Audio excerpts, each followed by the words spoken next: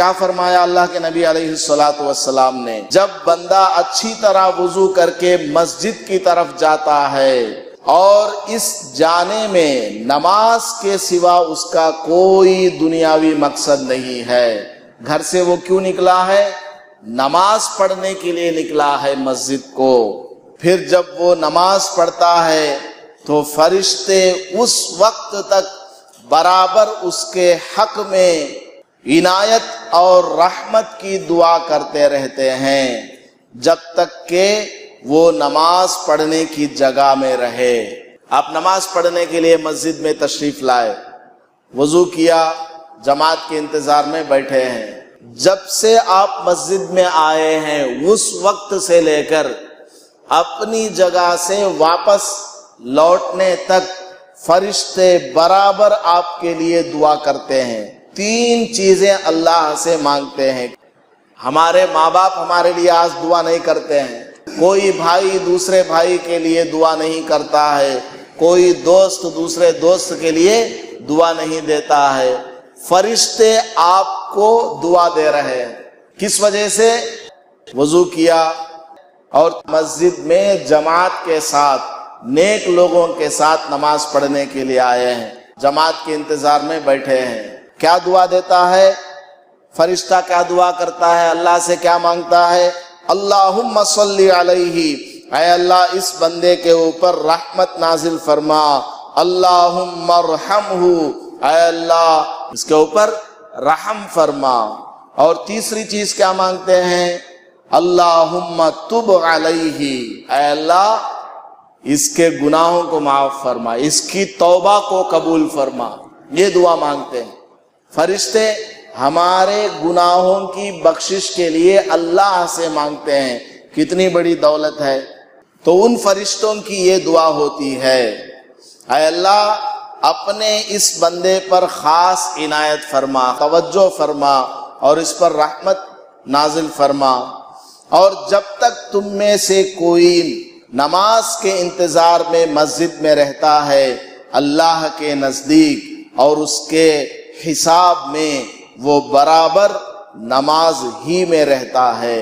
عصر میں نماز پڑھ لیے، عصر میں نماز پڑھنے کے بعد گھر نہیں گئے، مغرب تک یہیں بیٹھے رہے، تو جتنی دیر آپ بیٹھے رہے اتنی دیر آپ کو نماز کا ثواب ملتا رہے گا۔ آپ خالی بیٹھے ہیں مسجد میں تب بھی آپ کو نماز کا ثواب ملتا رہے گا۔ کتنا بڑا اللہ تعالیٰ کا ایک کرم ہے۔ لیکن ایک اور بات ہے، ما لم یؤذی فیہ، ما لم یحدث، یہ الفاظ بھی حدیث میں آئے ہیں، یعنی یہ جو بندہ مسجد میں نماز کے انتظار میں بیٹھا ہوا ہے، یہ بیٹھنے والا فرشتوں کی دعا کا مستحق بنتا رہتا ہے۔ کب تک بنتا رہتا ہے؟ جب تک کہ وہ کسی آدمی کو اپنی زبان سے یا ہاتھ سے تکلیف نہ دے۔ مسجد میں بیٹھا ہے، خاموش بیٹھا ہے نماز کے انتظار میں، برابر فرشتوں کی دعا اس کو ملتی رہے گی، نماز کا ثواب ملتا رہے گا۔ جہاں کہیں اس نے کسی کو تکلیف دے دیا، کسی کو دھکا دے دیا، کسی کو برا بھلا بول دیا، ڈانٹ دیا، الٹی سیدھی بحث شروع کر دی مسجد کے اندر، تو فرشتے دعا دینا بند کر دیتے ہیں۔ یا پھر اس کا وضو اگر ٹوٹ گیا، اس کا وضو اگر ٹوٹ گیا تو فرشتوں کی دعا بند ہو جاتی ہے، پھر دوبارہ جا کر کے وضو کر کے آئے گا تو پھر فرشتے اس بندے کے لیے دعا کرتے ہیں۔ دیکھیے کتنا چھوٹا سا عمل ہے، اللہ پاک کیسی کیسی نعمتیں عطا فرما رہا ہے۔ اس لیے جماعت کے ساتھ نماز پڑھنے کے لیے مسجد میں آنا چاہیے، جماعت کے ساتھ نماز پڑھنا واجب ہے، اس لیے بغیر کسی مجبوری کے جماعت کے ساتھ نماز کو نہیں چھوڑنا چاہیے۔ اللہ پاک عمل کی توفیق عطا فرمائے، آمین۔ وآخر دعوانا الحمدللہ۔